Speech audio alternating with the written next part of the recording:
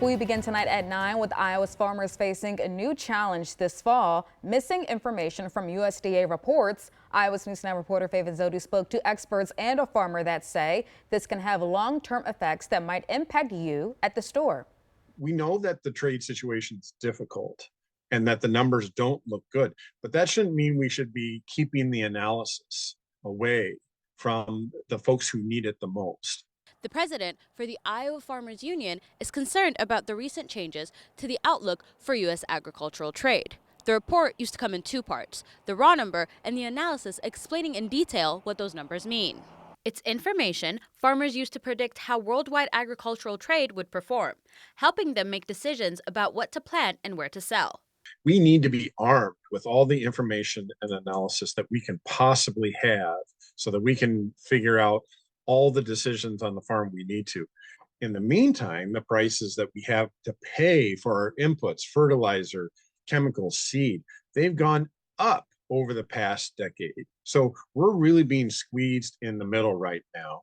Now, small farmers have to analyze that data themselves, putting them at a disadvantage in the world trade markets, according to the head of the economics department at Iowa State University. The democratization of information requires that the U.S. Department of Agriculture provide not just raw numbers, but also enough information so that the people on both sides of the market are playing from a level playing field. And I think that's the concern that you have when you see the government starting to reduce its role as an information provider. That data is used to make informed decisions on policy, according to a former USDA employee during the Biden administration and the chief economist at the Center of Budget and Policy Priorities.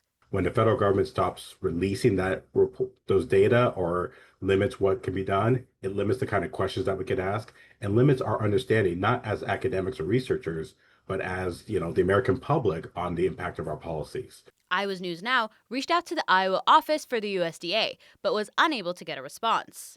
I'm not in the office at this time. I'm on furlough due to a lapse in federal government funding. Please leave a voicemail. Please note that I do not have access to email or voicemail due to the current lapse in funding. I look forward to returning your message once funding has been restored. In Cedar Rapids, Faven Zodu, Iowa's News Now. Experts also addressed how this will affect you as a buyer. We have more coverage of this story at iowasnewsnow.com. Another report due out today has not been released. The monthly jobs report that includes the unemployment rate that was going up in the last report in August. That's part of the recipe when the Fed considers changing interest rates. The other part is the inflation rate, how much your money will buy today.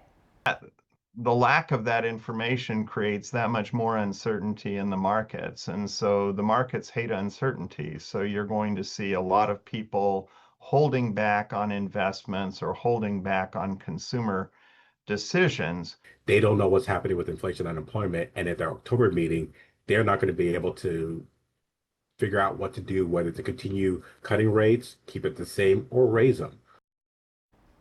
Economists are also waiting for the numbers for the Consumer Price Index, part of the inflation rate. The Fed will be looking for that report as they approach the meeting later this month where they could adjust interest rates.